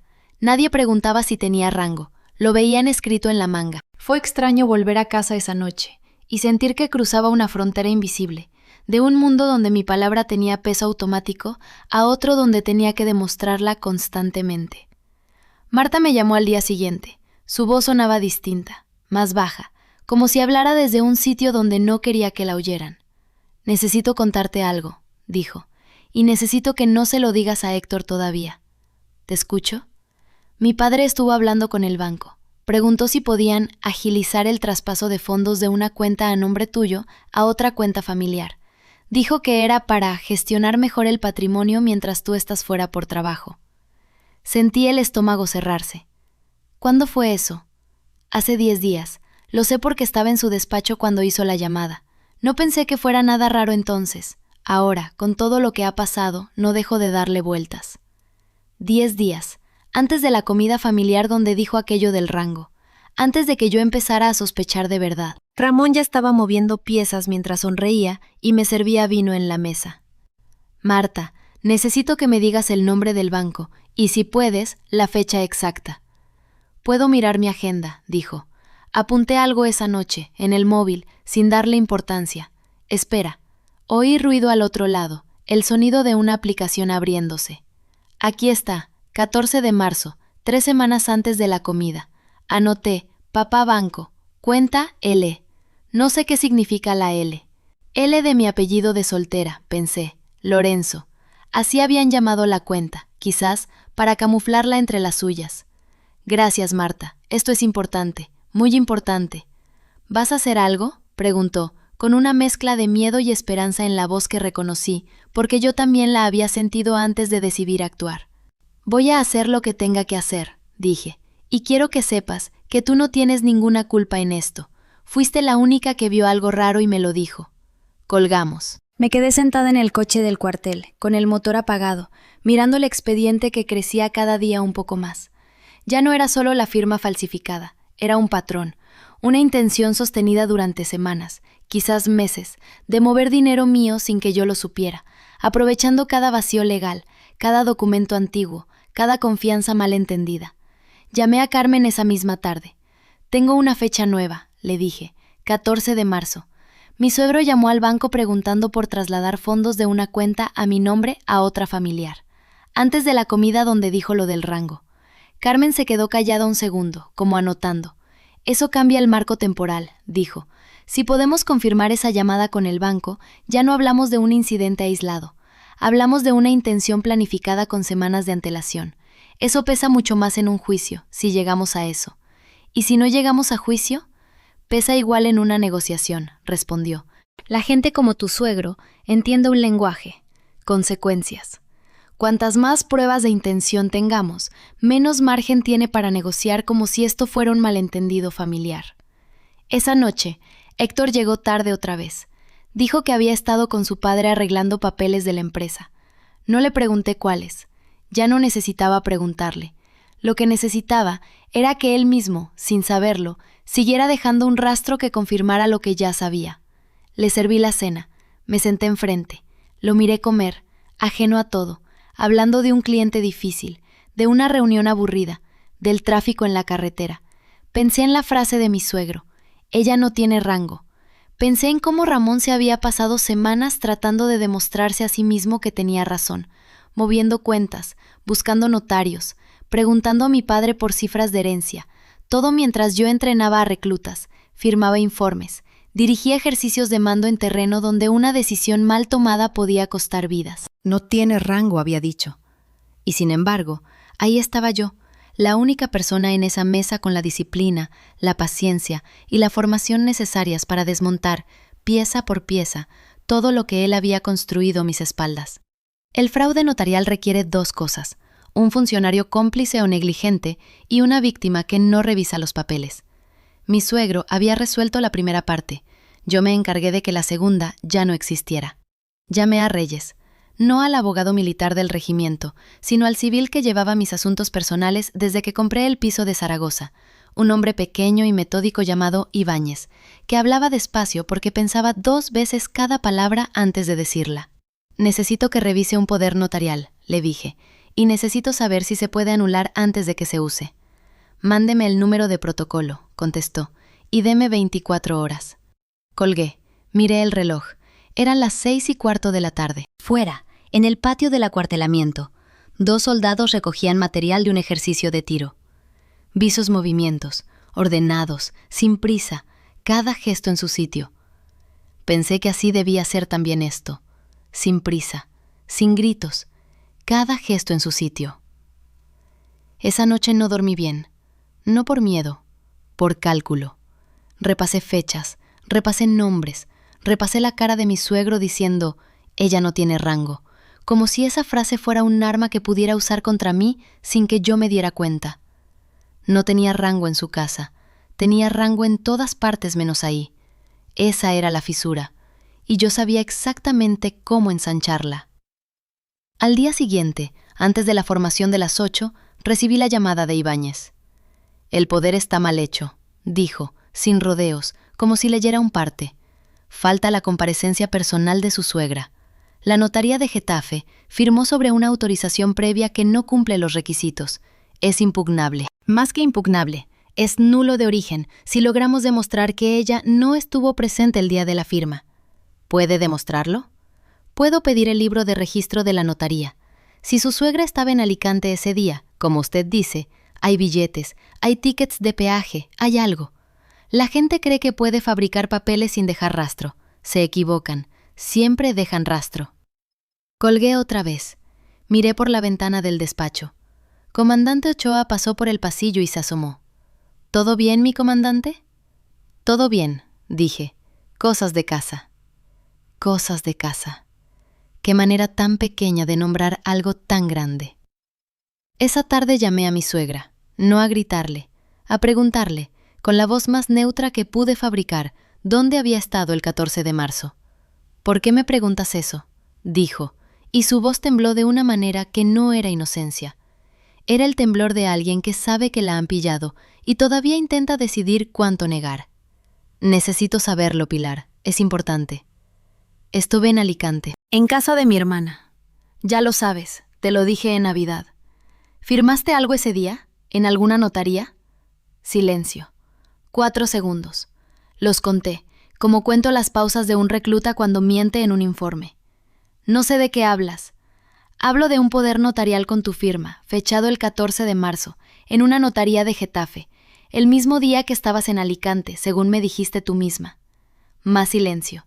Después, la voz de mi suegro de fondo, apagada pero audible, preguntando qué pasaba, y la voz de Pilar, tapando el auricular a medias, diciéndole algo que no entendí del todo, pero que sonó como: lo sabe todo. Colgué sin despedirme, no por rabia, por eficiencia. Ya tenía lo que necesitaba, una confirmación verbal, con testigos indirectos, de que la firma era falsa o al menos irregular. Guardé la hora de la llamada, la duración, todo, en una carpeta que había abierto en mi ordenador con un nombre neutro: Documentación Familiar 2024. Neutro. Así llamo yo a las cosas que van a explotar más tarde. No tiene rango, había dicho mi suegro, y sin embargo, era yo quien sabía leer un contrato de compraventa. Era yo quien reconocía en 5 segundos una cláusula de exclusión de responsabilidad. Era yo quien había firmado, a lo largo de 15 años de servicio, más documentos oficiales de los que mi suegro vería en toda su vida. Diego seguía sin saber nada. Eso también formaba parte del plan, aunque no me gustaba pensarlo en esos términos. No quería protegerlo de la verdad. Quería tener la verdad completa antes de dársela, porque un hombre a medias informado hace tonterías, y yo no podía permitirme que él llamara a su padre a gritar antes de que yo tuviera todo cerrado. Así que seguí viviendo 2 vidas, como llevaba haciéndolo desde la Cena de Reyes. Por las mañanas era la comandante Ferreiro, la que revisaba planes de instrucción, la que daba el visto bueno a los ejercicios de tiro, la que hablaba con el coronel Salazar sobre la próxima evaluación de la unidad. Por las tardes era la nuera que llamaba a su suegra con preguntas quirúrgicas, la esposa que servía la cena sin que le temblara la voz, la mujer que sonreía cuando Rafael contaba, otra vez, la anécdota de la boda de su prima, como si esa anécdota no fuera ya, para mí, una prueba más de con quién estaba tratando. Una noche, mientras fregaba los platos, Diego se acercó por detrás y me abrazó. «Últimamente estás rara», dijo, callada. «Trabajo», contesté, «mucho trabajo». No mentía del todo, solo omitía cuál era el trabajo. «¿Va todo bien con mis padres?», preguntó, y algo en su voz sonó a que él también había notado el frío, el cambio de tono en las llamadas de su madre, la ausencia de las visitas espontáneas de antes. «Todo bien», dije, y le besé la mejilla, y seguí fregando. «Todo bien». Otra frase pequeña para una cosa grande. Al tercer día, Ibáñez me llamó con más información. «Encontré algo más», dijo. «El poder que su suegra supuestamente firmó no solo autoriza la venta del piso, autoriza también la gestión de una cuenta bancaria a nombre de la familia, con acceso conjunto para su suegro. Una cuenta que, según los registros, se abrió hace 8 años con un ingreso inicial de 40.000 euros. ¿40.000 euros de dónde? Eso es lo que usted tendría que preguntar, comandante, porque según las fechas que me ha dado, ese ingreso coincide, casi al día, con el momento en que usted y su marido vendieron el piso de Alcorcón para comprar la vivienda actual. Me quedé quieta, con el teléfono pegado a la oreja, en el pasillo del cuartel, mientras 2 tenientes pasaban hablando de horarios de guardia. 40.000 euros. La diferencia entre el precio de venta del piso de Alcorcón y el precio real que Diego y yo habíamos recibido, según mis propios cálculos de hacía años, cuando firmamos esa venta a través de la inmobiliaria que había recomendado mi suegro. «Diego», dije en voz alta, sin darme cuenta de que lo decía. «¿Perdón?», preguntó Ibáñez. «Nada, siga, por favor». Esa cuenta ha tenido movimientos regulares, pequeñas retiradas, ingresos ocasionales. Parece una cuenta que se usa, no que se guarda. Si quiere, puedo pedir el detalle completo, pero necesitaré una autorización suya, dado que aparece su nombre vinculado indirectamente por la venta original. «Pídalo», dije.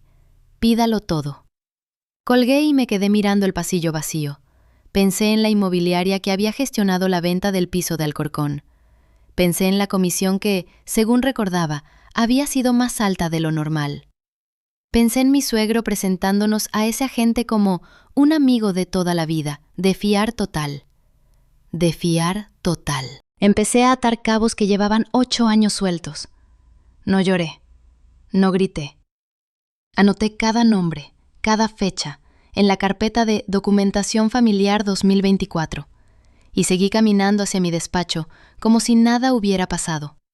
Porque en el ejército aprendes que el rostro no debe delatar lo que la cabeza está calculando. Esa tarde, Marina, mi compañera de armas desde la academia, la que ahora mandaba una compañía en la base vecina, me llamó porque llevaba días sin saber de mí. «Te noto rara por WhatsApp», dijo, cortante. Le conté. No todo, lo suficiente. El poder falso, la cuenta de 40.000 euros, la frase de mi suegro en la Cena de Reyes. Marina se quedó callada un segundo y después dijo algo que no esperaba. «Sabes que no es la primera vez que hace algo así, ¿verdad?» «¿A qué te refieres?» «Hace años, cuando mi hermano trabajaba con proveedores de la zona, tu suegro intentó colarle una factura duplicada en una obra. Mi hermano lo pilló, pero decidió no decir nada por no montar un lío familiar, porque coincidieron en una boda o algo así. Nunca, until now, até cabos. Pero cuando me lo describiste ahora, me sonó exactamente igual. Sentí algo frío bajarme por la espalda. No sorpresa. Confirmación. ¿Tu hermano tiene la factura? No lo sé. Puedo preguntarle. Pregúntale, dije. Por favor. Colgué y me quedé mirando la pared de mi despacho, donde tenía colgado un mapa viejo de un ejercicio de maniobras, líneas rojas y azules marcando posiciones que ya no existían. Pensé que la vida de mi suegro era así, líneas trazadas sobre gente que después se movía, se iba, dejaba de estar donde él creía que estaría siempre. Ella no tiene rango, había dicho, y sin embargo, cada pieza que movía yo encajaba, cada llamada abría una puerta, cada pregunta desmontaba un poco más el edificio que él había construido, creyendo que nadie tenía la paciencia, la disciplina, ni el rango moral para pararlo.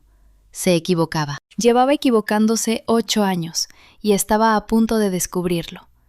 La reunión con mediación fue un martes, a las 10 de la mañana, en un despacho con vistas al puerto de Cartagena. Yo llevaba el uniforme, no porque hiciera falta.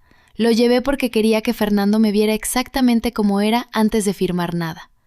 Marina llevaba una carpeta azul. Adentro estaban las capturas del banco, la grabación de la llamada, las 3 cartas certificadas, el informe del abogado de oficio que Fernando había intentado usar como palanca y que se había vuelto en su contra en cuanto el juez leyó las fechas. Ella no tiene rango, le dije a Fernando cuando se sentó frente a mí, y él no entendió al principio por qué se lo repetía. Se lo dije despacio, mirándolo. Eso dijiste tú, en mi propia cocina, delante de tu hijo. Fernando no contestó.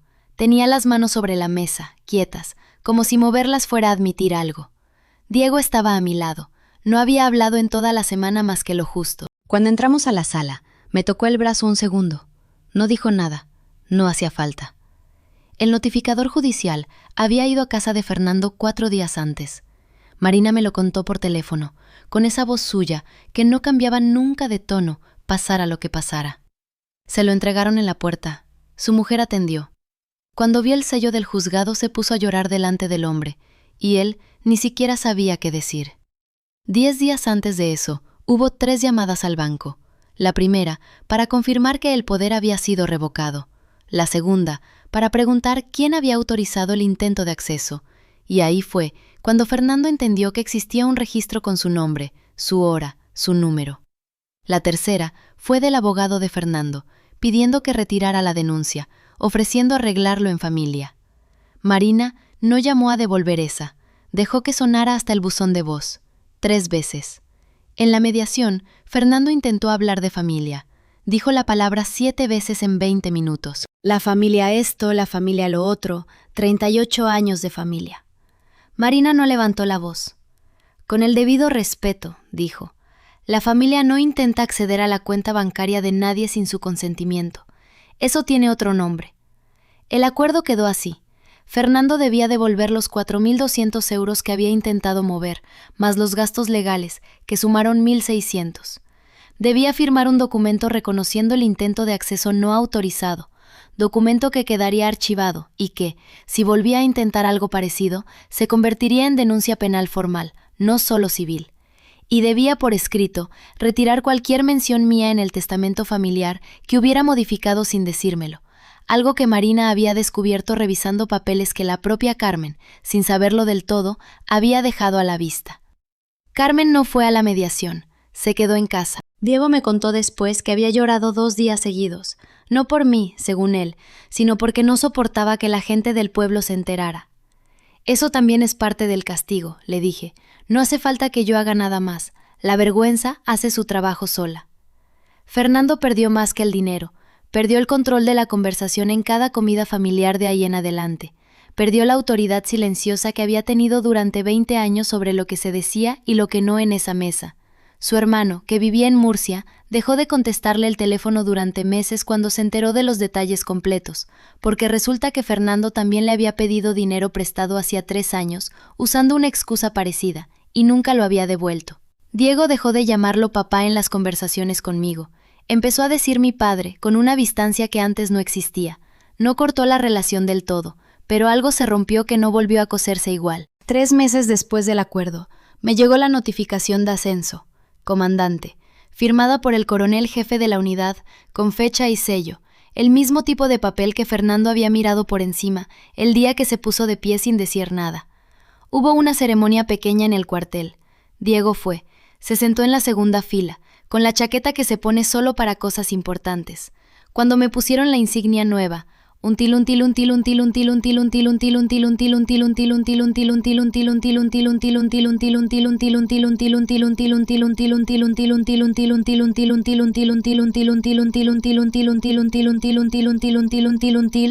busqué su cara entre la gente y la encontré mirándome, como si me viera de verdad por primera vez en años. Fernando no fue invitado, no hacía falta invitarlo, ya sabía lo que había en esa sala. Carmen me escribió una carta 6 meses después. No pedía perdón exactamente. Decía que quizá se había equivocado en cómo trató el tema del dinero, que quizá no había entendido bien mi trabajo, que esperaba que pudiéramos dejarlo atrás con el tiempo. No contesté. Guardé la carta en un cajón, junto a la insignia vieja de teniente coronel que ya no usaba, junto al sobre con las capturas de pantalla que Marina me había impreso por si acaso, junto a la carta certificada que el notificador había entregado en la puerta de Fernando. Mi cuenta bancaria sigue siendo mía, con 2 factores de verificación, una alerta configurada para cualquier intento de acceso y un número de teléfono que ya no comparto con nadie de esa familia salvo Diego. Mi sueldo, mis complementos, la pensión que se va acumulando, todo sigue exactamente donde debe estar, a mi nombre, bajo mi control, sin línea recta que nadie más pueda trazar sobre él. El domingo pasado, Diego y yo comimos en la terraza de casa. Puse la mesa con 2 platos, 2 vasos, la jarra de agua que Fernando había mirado con tanto desprecio meses atrás. No invité a nadie más, no hacía falta. ¿Te arrepientes de algo?, me preguntó Diego sirviéndose vino. De haber esperado tanto para hablar claro, dije, nada más. Guardé la jarra en el mismo sitio de siempre cuando terminamos de comer, en el armario, al lado de los vasos, donde ha estado siempre, donde seguirá estando, porque esa casa es mía, esa mesa es mía, y nadie va a volver a decirme delante de mi propio hijo que no tengo rango en ella.